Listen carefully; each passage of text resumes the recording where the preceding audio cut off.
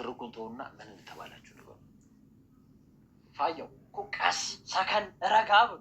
ሽማግሌ መቆጣት እንደ ሀገራችን ባህል ነውር ነው። እናንተ ምን ታደርጉ? እኔ ነኝ በገዛ እጄ አናቴ ላይ ወጣችሁ እንድጨፍሩ ያደረጉ። አይ እንግዲህ ረፉ። ሽማግሌማ እንደዚህ አትናገሩ። መስማት ካልፈለጋችሁ ሊቀር ይችላል።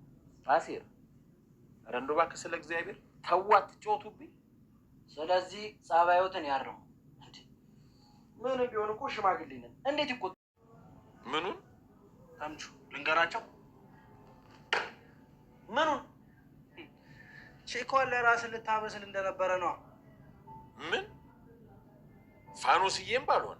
አዎ ፋዘርዬ፣ ለራሱ ሊያበስላት ሲል በስንት ልመና መሰሎት ያስተኩት። ሰው ብዬ አምኜ ብልካቸው እናንተ ለራሳችሁ። እኔን አይደወልኩም፣ ራሱ ተምቹ ነው። አንተ ምን ብትንቀኝ ምን ችግር አለው? ፋያው የእሷ ውበት እንደሆነ እንኳን ለእርሶ ለእኔም ለዓለምም የሚበቃ ነው አይደል? እንዴ ጆ ዲነኝና ነው ላይ አንተ ድርጅት አደረካት እንዴ? በሼር የምንሰራው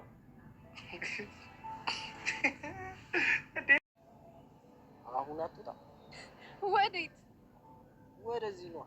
አንተ ግን ቆየ ቤታችንን እንደ ቡዳ ቀምሰህ ጨረስከው ማለት እንዴ? እርግብን ቀመስከው፣ ደግሞ ወደ ድንብላል ዞርክ። ኧረ ላሽ ሰላም። የምር ግን አንተ ልጅ ድንብላልን ወዳት ነው ወይስ የተጫወትክባት ነው? አሁን ትወጣለች አትወጣ? ስማ፣ ማን ነበር ስምህ?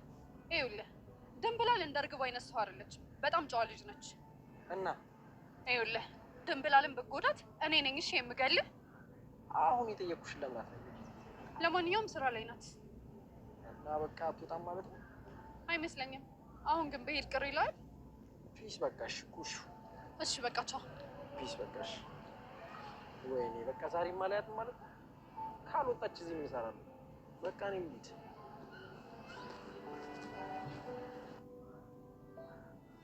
ኧረ እንዲያው ቡናውን ማታመጣች። አባባ ኖላዊና ፋኖሴ ሊጋቡ ነው። እንግዲህ አባባ ኖላዊ ዘመድ ስለሌላቸው ትልልቅ የተከበሩ እንግዳ ወደ ሽማግሌ ወደ ፋኖሴ ልከዋል ማለት ነው። እነዚህም ትልልቅ የተከበሩ እንግዶች ጆሮና ተምቹ ናቸው። ሁለታቸው እንግዲህ ተልከው ሄደው እሷ ቤተሰብ ስለሌላት ብቸኛ ስለሆነች ራሷን የተቀበለቻቸው። ቤቷ በጣም ነው የሚያምረው፣ ጽድት ያለች ልጅ ናት። እናም እነሱም ሲገቡ ተገርመዋል። ቤቱን ከላይ እስከታች እያዩት ነበረ። ከዛም ቁጭ በሉ ብላ ስትነግራቸው ከዚህ በፊት ተምቹን ታውቀዋለች በእይታ፣ ጆሮን ግን አታውቀውም ነበረ። እሱም በርቀት ነው ያያተኝ። ተቀመጡ ሲባሉ የመጣንበትን ጉዳይ ሳንናገር አንቀመጥም በማለታቸው እና ቁጭ ብላችሁ የተመጣችሁበትን ጉዳይ መናገር ትችላላችሁ ብትላቸውም እነሱ ግን አንቀመጥም፣ ስለዚህ ልጃችን ለልጃችሁ ልንል ነው የመጣን ብለው ሽማግሌ እንደተላኩ ነውና እንግዲህ አባባ ኖላዊ አባታቸው ሆነው ሳለ እነሱ እንግዲህ ልጃችን እያሉ ተምቹም ግራ እያገባ በጣም ነው ፈታ ያደረጉ ነው ለመናገር። እና እነሱም ብሎ ሽማግሌ በስከ መጨረሻም እንግዲህ ተቀብላቸዋለች ማለት ነው። ትንሽ አንገራግራ ምን አላቸው ምናምን እያለች ነበረ። እና እነሱ የእነሱ መብት ደስ ይላል። ደግሞ ጤና አላቸው። ስለዚህ ጤና ካላቸው ሰርተው ያስተዳድሩሻል፣ በቂ ጤና አላቸው ብለው በዛም ምግብ አበላቻቸው እና ደስ በሚል ሁኔታ አስተናግዳቸው ሸኘቻቸው ማለት ነው። እንግዲህ ሽምግልናው ተቀብሏል። እነዚህን የተከበሩ ሁለት ሽማግሌዎችን እምቢ ማለት በእርግጥ ይከብዳል ማለት ነው።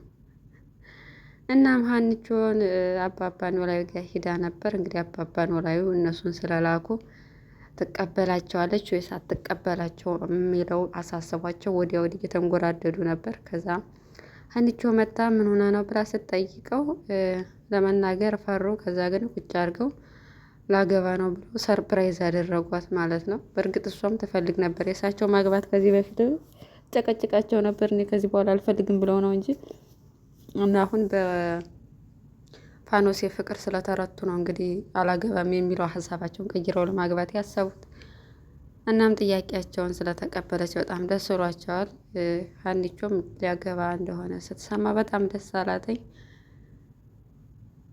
በመጀመሪያ ግራ ገብቷት ነበር። እየቀለድክ ነው እንዴት ለምን ምናምን ብላ ጥያቄ ጠይቃ ነበረ። ከዛ በኋላ ግን በቃ አታሳፍሪ ምናምን ብለው እና ለአንተ በጣም ደስ ብሎኛል ብላ ቤቱን ሳር ጎዝጉዛ ቡና አፍልታ ፏፏ አርጋ ጠበቀቻቸው። እነ ተምቹም ከሽምግልና ተመልሰው አባባ ኖላዊን ፕራንክ አደረጓቸው።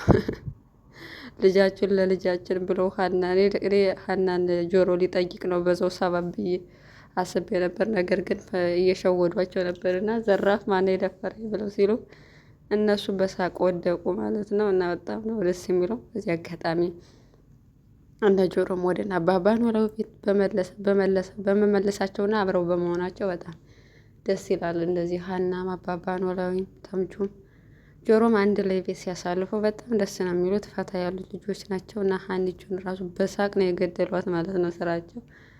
እና እንግዲህ በበሩ ላይ በስከርጅና ሊሞሸር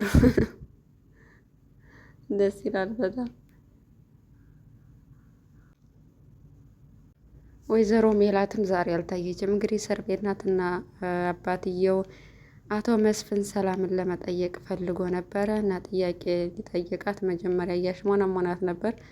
ነገር ግን ዝም ብለህ እኮ ብትጠይቀኝ አባዬ ሽልህ ነበር ይህ ሁላ ዙሪያ ጥምጥም መሄድ አያስፈልግም ብላለችው እና አባቷም እንግዲህ እናታቸውን ነፃ ለማውጣት እየታገለ ነው። ግን እስካሁን ምንም አዲስ ነገር የለም በወይዘሮ ሜላት ዙሪያ።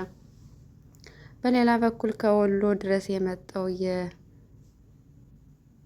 የኤልያስ ጓደኛ በጣም ደስ የሚል መካሪው ሁሉን ነገሩ ነው እና ደስ ይላል በጣም ከወሎ ድረስ ለሱ ብሎ ነው የመጣውና አዲስ አበባ በጣም ተመችቶታል ማለት ነው። እና ኤልያስም ያኒ ፍቅር በጣም ከቀን ወደ ቀን እየባሰበት ነው። እሱም እያዝናናው ነበረ። መጠጣት እፈልጋለሁ ምናምን እያለ እንደውም ከዛ መጠጣት የለብም ፈጣሪህንም ረስተሃል በቃ ስለዚህ ቤተ ክርስቲያን መሄድ አለብህ ብሎ አሁን እኮ ረፍዷል መሄድ አልችልም ቁርስ በልቻለሁ ሲለው በማንኛውም ሰዓት እግዚአብሔርን በፈለግከው ሰዓት ታገኘዋለህ ስለዚህ ሂድ ብሎ ቤተ ክርስቲያን እንዲሄድ አደረገው። እንግዲህ እሱ ሙስሊም ሆኖ ነው እና በዚህ አጋጣሚ እንግዲህ የወሎ ማህበረሰብ የሚያሳይ ድራማ ነው። በቃ ደስ ይላሉ። ወሎ ላይ እንደዚህ አይነት ፍቅር እንዳለ ነው ለማሳየት የሞከሩት። እሱም በሃይማኖቱ ይሄኛውን በሃይማኖታቸው ተከባብረው እኛው ወላሂ እኛው ማርያምን እያሉ በቃ ተከባብረው ደስ ይላል። እንደዚህ መከባበር አንዱን አልፎ ጥሶ ሳይመጣ መከባበር ቢኖር እኮ ሀገራችን በጣም ደስተኛ እንሆን ነበር። እና ሀኒቾን ደውሎ ለማግኘት እየሞከረ ነው። ምክንያቱም ያለውን እውነታ ለሀኒቾ ተናግሮ ፍቅሩ እንድትቀበለው ለማድረግ እየሞከረ ነው። ምክንያቱም በጣም እየተጎዳ ነው ኤልያስ። በቃ ሀኒቾ እሷን ተስፋ አድርጊ ነበር እስካሁን የምኖረው ከእሷ ውጭ ግን እሷን ጥላኝ ከሄደች ምንም ማድረግ አልችልም። እናም ሀኒቾ ተስፋ የነበረች እሷ የሌላ ሰው ከሆነች ምን ተስፋ አለኝ ብሎ እንግዲህ ተስፋ ቆርጧል ማለት ነው። ነው የሰው ልጅ ተስፋው እግዚአብሔር ነው እንጂ ሰው አይደለም። እና ኤልያስ በጣም ነው ያበዛው ማለት በቃ ካልፈለገች አልፈለገችም ነው። በእሉንታ የእሱ ብትሆን ራሱ ነገ ተመልሳ ትሄዳለች። እሷንም ማስጨነቅ ፍቅር ፍላጎት እንጂ ግዴታ አይደለም። ስለዚህ ለቀቅ ቢያደርጋት ጥሩ ነው። በጣም ነው እየተጫናት ያለው። በዚህም ምክንያት እንግዲህ ጓደኛው ሄዶ ከዚህ በፊት ታሞ እንደነበረ ጸበል ገብቶ እንደነበረ በፍቅር እንግዲህ ያበደ የመጀመሪያ ሰው ነው ኤልያስ እና ጸበል ገብቶ እንደነበር ነግሯት በጣም ተጨናንቃለች የበለጠ ማለት ነው። በእኔ ምክንያት ራሱን ሊያጣ ነው ምናምን እያለች ሀኒቾ ተጨንቃለች። እናም ኤልያስ ወደ ራሱ ተመልሶ ሀናም ደግሞ በፍላጎቷ እንድትመርጥ እንደሚያደርጋት ተስፋ አደርጋለሁ። ምክንያቱም እሱ አሁን በእኔ ምክንያት እንደዚህ መሆን የለበትም ብላ ስለምታስብ እዝራን ገፍታ እሱ ጋር መሄድ የለባትም በጭራሽ።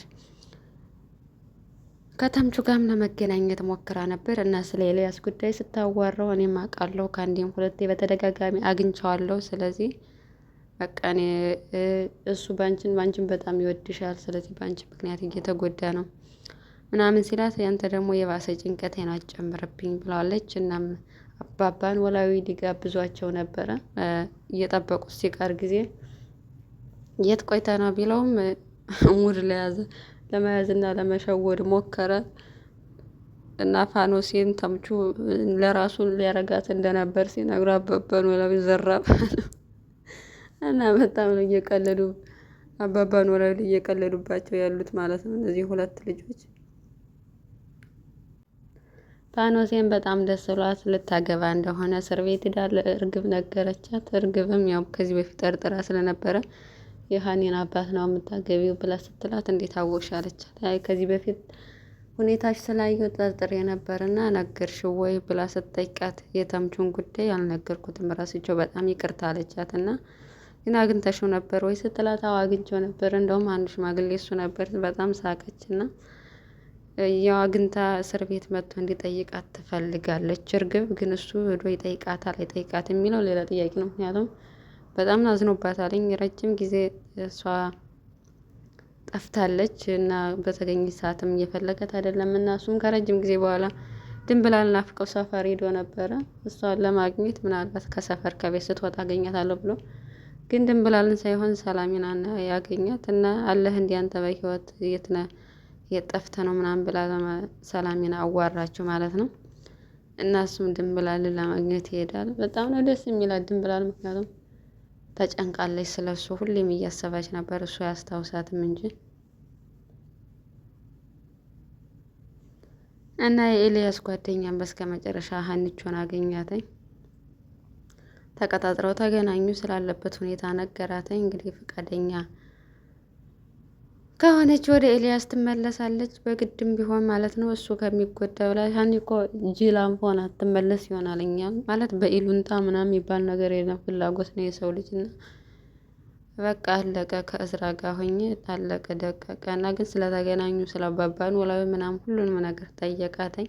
ከዚህ በፊት ወሎ ላይ ስለሚተዋወቁ ሁለታቸው ማለት ነው። እና እነሱም አዲስ አበባ መጥተው ለመቆየት አስበዋል ማለት ነው። የአዲስ አበባ አየሩ፣ ከተማው፣ ምኑ ሁሉ ነገር ተመችቷቸዋል። የዛሬው ክፍል ይህን ይመስላል። በቀጣይ ዘንድላችሁ ስለምንመጣ ውድ ቤተሰቦቻችን በያላችሁበት ሰላማችሁ ይብዛ።